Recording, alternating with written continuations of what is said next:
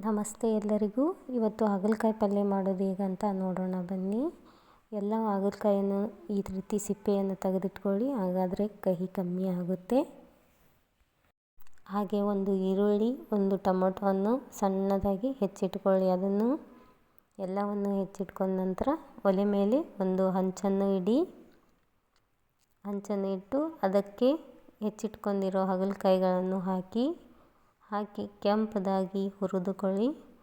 ಚೆನ್ನಾಗಿ ಹುರಿದುಕೊಂಡು ಹಾಗೆ ಒಲೆ ಮೇಲೆ ಇನ್ನೊಂದು ಪಾತ್ರೆಯನ್ನು ಇಟ್ಟು ಅದಕ್ಕೆ ಸ್ವಲ್ಪ ಎಣ್ಣೆಯನ್ನು ಹಾಕಿ, ಅದಕ್ಕೆ ಎಣ್ಣೆ ಕಾದ ನಂತರ ಒಂದು ಈರುಳ್ಳಿಯನ್ನು ಹಾಕಿ ಹೆಚ್ಚಿಟ್ಕೊಂಡಿರೋದು, ಹಾಗೆ ಒಂದು ಟೊಮಾಟೊ ಕೂಡ ಹಾಕಿ ಹೆಚ್ಚಿಟ್ಕೊಂಡಿರೋದು, ಹಾಗೆ ಸ್ವಲ್ಪ ಉಪ್ಪಾಕಿ ಕಲಸಿ ಜಲ್ದಿ ಬೆನೆಯುತ್ತೆ ಈ ರೀತಿ ಮಾಡೋದ್ರಿಂದ.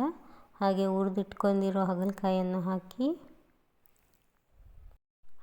ಹಾಗೆ ಬೆಲ್ಲದ ಪುಡಿಯನ್ನು ಹಾಕಿ, ಸ್ವಲ್ಪ ಅರಶಿನವನ್ನು ಹಾಕಿ, ಹಾಗೆ ಖಾರದ ಪುಡಿಯನ್ನು ಹಾಕಿ ಒಂದು ಚಮಚ, ಸ್ವಲ್ಪ ನೀರು ಹಾಕಿ ಚೆನ್ನಾಗಿ ಕುದಿಸಿ, ಹಾಗೆ ಒಂದು ಸ್ವಲ್ಪ ಶೇಂಗಾ ಪುಡಿಯನ್ನು ಹಾಕಿ